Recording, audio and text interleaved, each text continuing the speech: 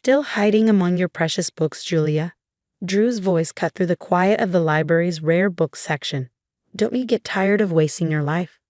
I looked up from the leather-bound volume I was examining to find my brother leaning against a shelf, his designer suit a stark contrast to my modest librarian's attire. His smirk was the same one he'd worn since childhood, the expression of someone who believed he'd already won.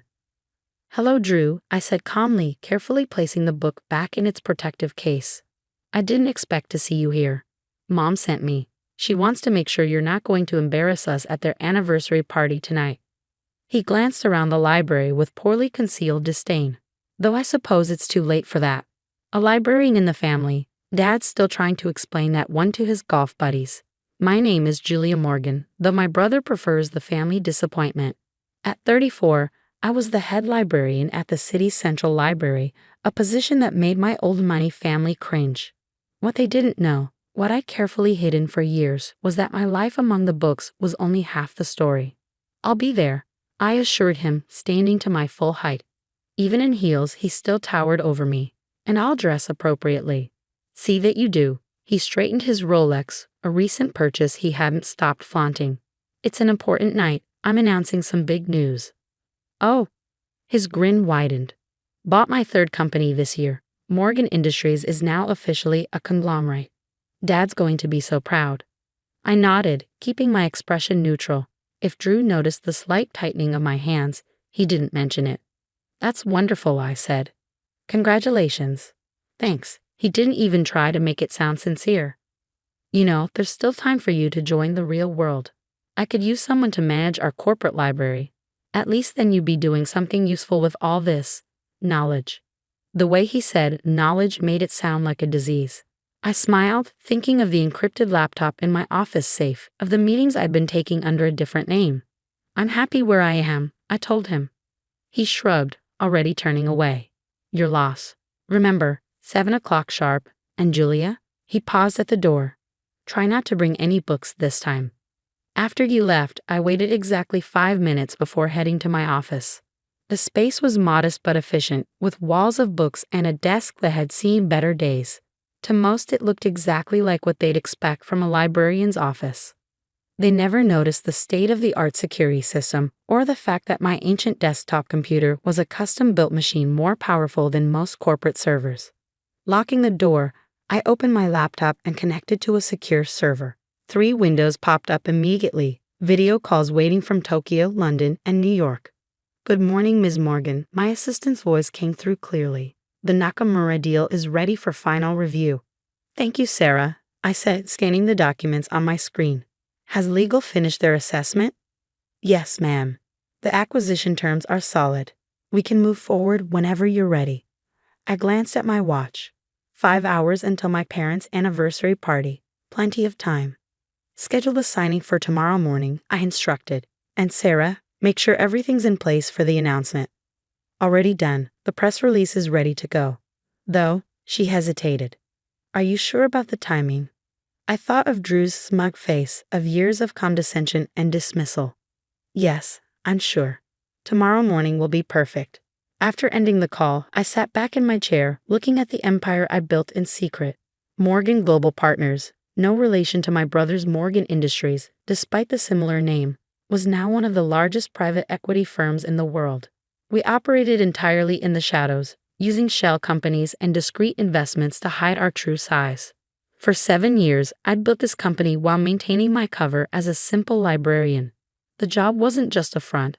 I genuinely loved books, loved preserving knowledge and helping people access it. But it also provided the perfect cover for my other life. Who would suspect the quiet librarian of being one of the most powerful people in global finance? My phone buzzed. A text from Mom. "Don't forget to do something with your hair, dear. The Prescotts will be there tonight." The Prescotts, one of many old money families my parents were always trying to impress.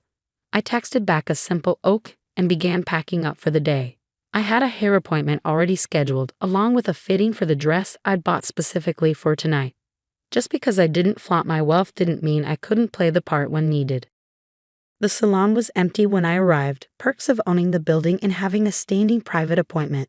Maria, my longtime stylist and one of the few people who knew my secret, was waiting. The usual? She asked, gesturing to a chair. Something a bit more formal today, I said. Family event. She nodded knowingly. Ah, the famous Morgan anniversary party. Your brother was in earlier, talking about it to anyone who would listen. I'm sure he was.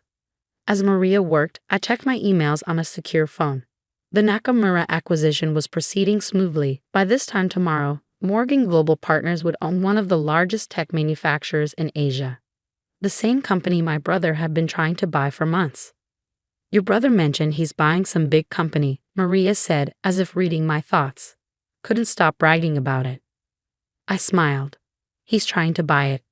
There's a difference. She caught my eye in the mirror. You didn't? Let's just say tomorrow's papers will be interesting. 3 hours later, I stood in front of my mirror at home, examining my transformation. The simple librarian was gone, replaced by someone who could hold her own at any society event. The dress, a deep blue Valentino I'd had altered to perfection, was elegant without being flashy. My jewelry was minimal but expensive, the kind of pieces old money favored.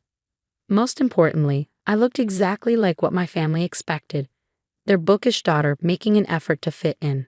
My phone buzzed with another text, this time from Sarah. Everything's set for tomorrow. Are you sure you don't want to tell them tonight? No, I replied. Let them have their party. Tomorrow will be soon enough. The Morgan family estate was lit up like a Christmas tree when I arrived. Cars lined up along the circular driveway. I recognized most of them, Bentleys and Rolls-Royces belonging to the same families that have been part of our social circle for generations. A valet appeared as I pulled up in my modest Audi, another carefully chosen prop. The car was nice enough to avoid embarrassing my parents, but not so nice as to raise questions about a librarian's salary. Miss Morgan, Jenkins, our family's longtime butler, greeted me at the door. Your parents are in the main hall. I could hear the party before I saw it, the murmur of sophisticated conversation, the clink of expensive crystal, the subtle notes of a string quartet. This was my parents' world, the one I'd chosen to step away from, at least publicly. Julia, my mother's voice carried across the hall. Darling, you look presentable. Coming from her, it was high praise. Elizabeth Morgan had never quite forgiven me for choosing books over business, but at least I'd made an effort with my appearance tonight. Happy anniversary, Mom, I said, kissing her cheek. You look beautiful. She did. At 60, she was still the epitome of grace and style. Her friends often joked that she'd made a deal with the devil to maintain her youthful appearance. Your father's by the fireplace, she said, already scanning the room for more important guests. Do say hello before you hide in the library. I made my way through the crowd, accepting air kisses and polite inquiries about my little job at the library. Most of these people had known me since childhood, had watched me grow up alongside their own children. None of them understood my choices. There's my girl. Dad's voice boomed as I approached. He was holding court with his usual crowd, golf buddies and business associates who'd been part of his life for decades. Come here, let them see you. I submitted to his enthusiastic hug, noting the slight slur in his words. He'd started the celebrations early, as usual. Still working with those books? Harold Prescott asked, his tone making it clear what he thought of such an occupation. Still working with those books, I confirmed.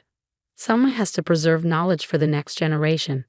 They laughed, the indulgent chuckle of people humoring what they saw as a harmless eccentricity. Speaking of the next generation, Dad said proudly, "Where's your brother?" He's got some big news to share. As if on cue, Drew appeared, champagne in hand.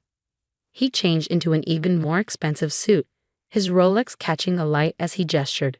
Everyone, he called out, his voice carrying across the hall. I'd like to make an announcement. The room quieted, all eyes turning to him. Drew lived for moments like this, had always thrived on being the center of attention. As some of you know, Morgan Industries has been growing rapidly this year, he began, playing to his audience. Today, I'm proud to announce that we're on the verge of our biggest acquisition yet. By this time next week, we'll own Nakamura Tech. The room erupted in applause. Dad beamed with pride, Mom dabbed at her eyes with a monogrammed handkerchief. I sipped my champagne and waited. Of course, Drew continued, the deal isn't quite final yet, but my sources tell me it's just a matter of time. The papers are ready to sign. That's wonderful, son, Dad exclaimed. Always knew you had it in you, a real businessman, just like your old man. Drew basked in the praise, accepting congratulations from all sides.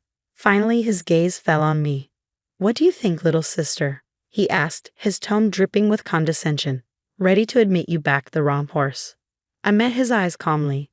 I think, I said carefully, that you shouldn't count your chickens before they're hatched. He laughed and others joined in. Always so cautious, Jules. That's why you'll never be more than what you are. Hiding in your library while the rest of us build empires.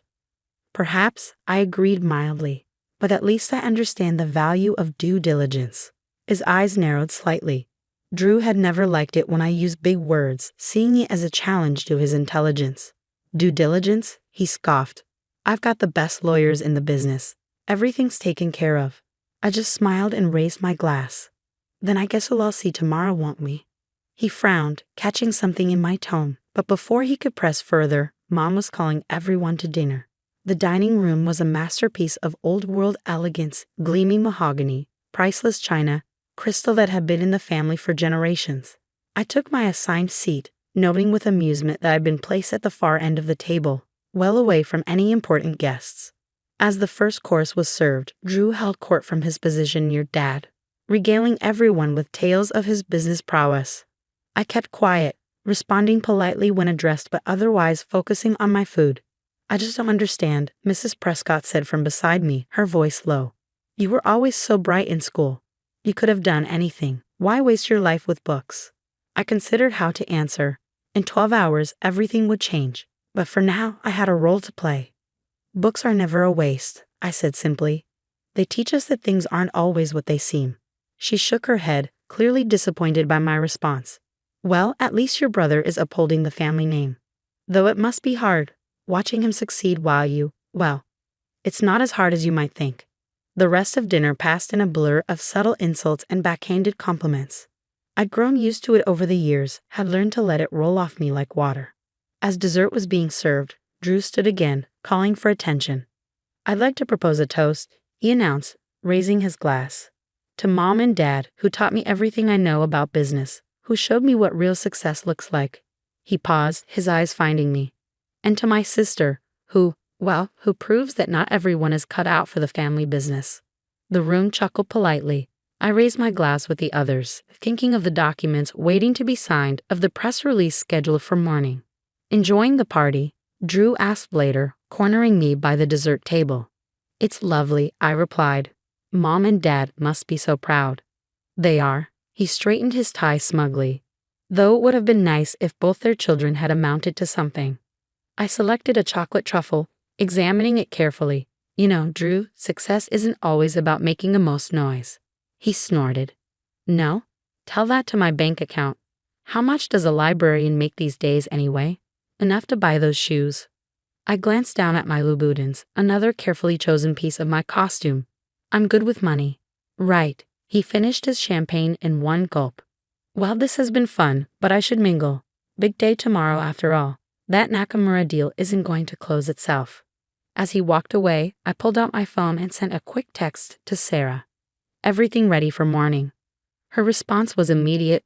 All set. Press release goes out at 9 a.m. sharp. Want me to send you the final numbers? No need, I replied. I'll see them in the papers with everyone else. The party began winding down around midnight.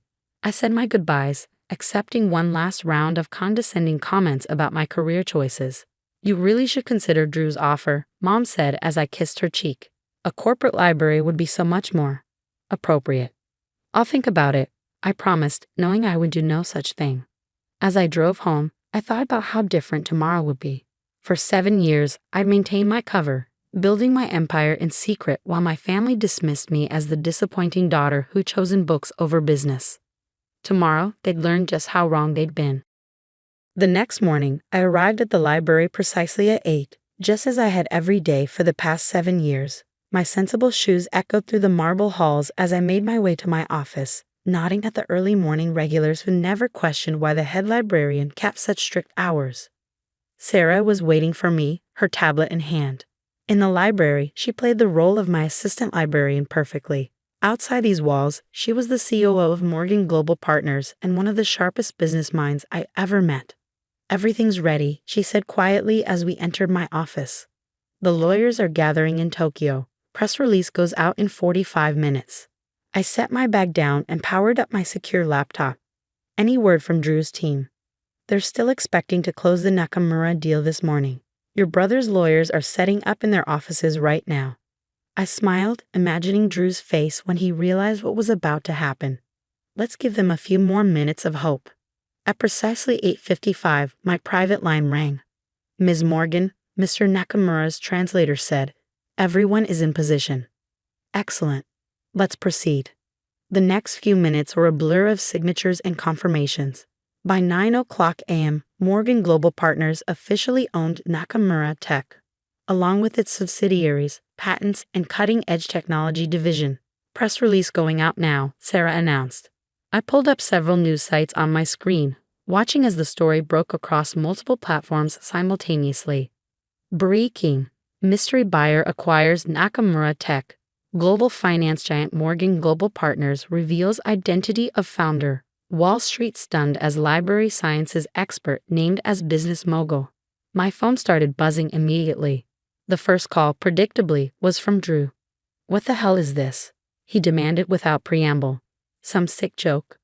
"Good morning to you too, brother," I replied calmly. "I take it you've seen the news."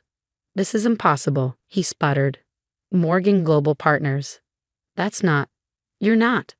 The founder and CEO. Actually, I am. Have been for 7 years now. Though I understand your confusion, after all, I'm just a librarian, right?" There was a long silence, broken only by what sounded like papers being frantically shuffled. But I had a deal. The paperwork was ready. "Was it?" I asked innocently. "You might want to check the fine print. Nakamura Tech has been in play for months. We've just been waiting for the right moment to finalize things." "We?" His voice cracked. "Who's we?" "My team, my company, my empire." I paused, letting each word sink in. "You know, the one I built while you were busy mocking my career choices." The line went dead. I looked at Sarah, who was trying to hide her grin. "How long until my parents call?" She checked her watch. "I give it 3, 2. Right on cue, my mother's number flashed on my screen. Julia Elizabeth Morgan. Her voice was shrill enough to crack glass. "What have you done?" "Good morning, Mom. I'm a bit busy at the moment. Perhaps we could discuss this over dinner." "Dinner? Dinner? Do you have any idea what's happening? Your father's phone is ringing off the hook. The Prescotts are calling. The club is calling. Everyone wants to know how our librarian daughter secretly built a multi-billion-dollar company." I could hear Dad in the background, apparently trying to field calls of his own. "Tell her to get over here right now," he shouted. "I have meetings all day," I said, which was true. The acquisition of Nakamura Tech was just the beginning. "But I'd be happy to host everyone for dinner at my place tonight. Say, 7 o'clock. "Your place?" Mom's voice dripped with suspicion. "You mean that little apartment near the library?" "No, I mean my penthouse on Highland Avenue. I'll text you the address." There was a long pause. "Highland Avenue, but that's the most expensive building in the city." "Is it? I hadn't noticed. See you at 7, Mom." After ending the call, I took a moment to breathe. 7 years of secrets were finally coming to light. 7 years of careful planning, of maintaining my cover while building something extraordinary. "Ready for phase 2? Sarah asked. I nodded. "Send out the second press release." This one was even bigger than the first. Morgan Global Partners announces merger with East Asian tech giants. Deal valued at $50 billion. The merger had been in the works for months, but we timed it perfectly to follow the Nakamura acquisition. By the time my family arrived for dinner, the business world would be reeling from 2 of the biggest deals of the decade, both orchestrated by the quiet librarian they dismissed for so long. The rest of the day passed in a carefully choreographed dance of meetings, interviews, and strategic planning.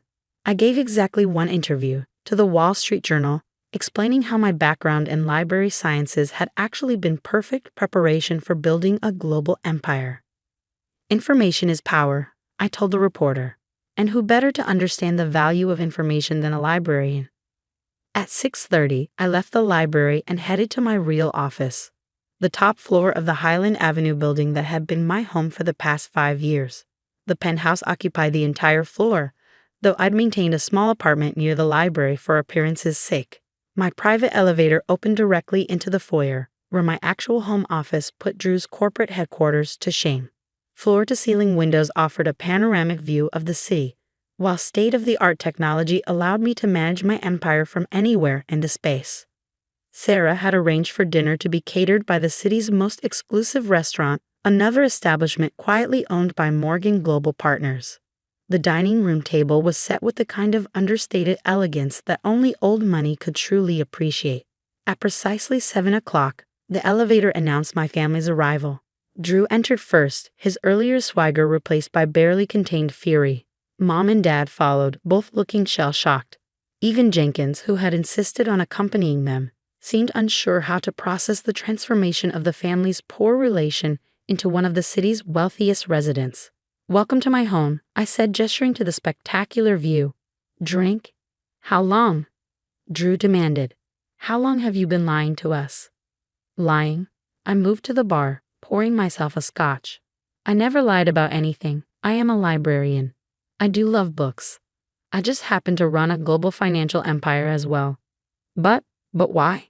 Mom sank onto one of my Italian leather sofas. "Why the deception? Why let us think that I was a failure?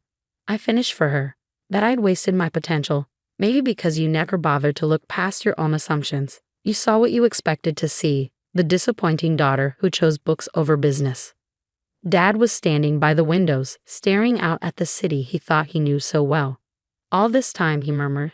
"All those companies we've been reading about, the mysterious acquisitions. That was you," Drew said flatly. "Morgan Global Partners. The competition everyone's been trying to figure out. The shadow empire that's been reshaping the market." I smiled. "It does have a nice ring to it, doesn't it? Though I prefer to think of it as a knowledge empire. After all, that's what you taught me, isn't it, Dad? Knowledge is power." He turned to face me, and for the first time in my life, I saw something new in his eyes. Respect. "The Nakamura deal," he said slowly. "How long have you been planning that?" "About 6 months, though I've owned controlling interest in their subsidiaries for over a year." I looked at Drew. "You never wondered why they kept finding reasons to delay your offer?" My brother's face went from red to white. You've been playing me all this time." "Not playing, Drew, competing. Isn't that what you always wanted? A chance to prove who was better at business." "But it wasn't fair," he exploded. "You had inside information, secret resources." "Inside information?" I laughed. "You mean like the kind you get from your golf club buddies? The deals you make on private yachts and exclusive resorts?" I set my glass down carefully. "I built my empire with nothing but intelligence, hard work, and a deep understanding of how information flows. Everything I learned in my little library job gave me an edge you couldn't see." "Dinner is served," a voice announced discreetly. We moved to the dining room, the tension thick enough to cut with one of my sterling silver knives. Mom kept looking around as if trying to reconcile this environment with her mental image of my life. Dad seemed lost in thought, probably recalculating every business decision he'd made in the past 7 years. "I suppose," Mom said finally, staring at her perfect place setting, "this explains how you could afford those Louboutins." I couldn't help but laugh. "Yes, Mom. That's what you should focus on, my shoe budget." "What happens now?" Drew asked, pushing his food around his plate. "Going to buy out Morgan Industries too." "Actually, I have a different proposition." I nodded to Sarah, who appeared with a folder. "Your company has potential, Drew. Good bones, as they say in real estate. What it lacks is vision and modern infrastructure." He frowned. "What are you suggesting?" "A partnership. Morgan Industries handles the traditional side, while Morgan Global Partners brings the technology and global reach. Together, we could build something even bigger." "You want to work with me, after everything?" "No," I corrected him. "I want to work with the businessman you could be, if you got over your ego and learned to see value in unexpected places." Dad set down his fork. "Julia's right," he said, surprising everyone. "This is an opportunity, Drew. A chance to be part of something bigger than ourselves." "But she lied to us." Drew protested. Made us look like fools. No, Dad shook his head. We made ourselves look like fools. We were so convinced we knew what success looked like that we couldn't see it taking a different form. Your sister, she saw something we missed, built something we never imagined. Mom dabbed at her eyes with her napkin. All those times we pitied you, she said softly, worried about your future. I know, I said, gentler now. But maybe it's time to stop worrying about appearances and start focusing on substance. Isn't that what real business is about? The rest of dinner was a careful dance of revelations and reconciliations. I explained how I built my company, how the library had provided the perfect cover and connections. Dad asked increasingly detailed questions about my business strategy, his initial shock giving way to genuine admiration. Even Drew began to thaw as I outlined my vision for our potential partnership. By dessert, he was suggesting ways to integrate our operations. His natural business instincts finally focused on creation rather than competition. There's one thing I don't understand, Mom said as coffee was served. Why reveal everything now? Why not just stay in the shadows? I looked at my brother. Because sometimes people need to be reminded that success doesn't always wear a suit and tie. That power doesn't always announce itself with a Rolex and a corner office. And sometimes, Drew added quietly, people need to be reminded not to judge a book by its cover. Exactly. Later that night, after my family had left, Dad with a stack of proposals to review, Mom with a list of social events to recalibrate, and Drew with a lot to think about, I stood at my windows watching the city lights. Sarah joined me, handing me a fresh scotch. Well, that went better than expected. Did it? I smiled. Or did it go exactly as planned? You knew they'd react this way. I knew they'd have to confront their own prejudices, their assumptions about success and worth. I sipped my drink. The question is whether the lesson will stick. She checked her tablet. Stocks up 30% since the announcement. Your brother's company is up 10% just on rumors of a potential partnership. Good. Let's give it a week, let everything settle, then announce the merger. By then, Drew might actually be ready to be a real partner. And your parents? I thought about Mom's tearful apology, Dad's proud smile as he finally saw me, really saw me, for the first time. They're learning. Sometimes the hardest part of success is accepting that it doesn't always look the way you expect. The next morning, I'd arrived at the library at my usual time. The same regulars were in their usual spots, nodding hello to their favorite librarian. None of them treated me any differently, though my face was splashed across every business publication in the country. And that, perhaps, was the greatest victory of all. In a world obsessed with image and status, I built something real, something that didn't need designer labels or social validation to prove its worth. I was still a librarian. I still loved books. I just happened to be a billionaire, too. Knowledge, after all, comes in many forms, and sometimes the most powerful people are the ones you least expect.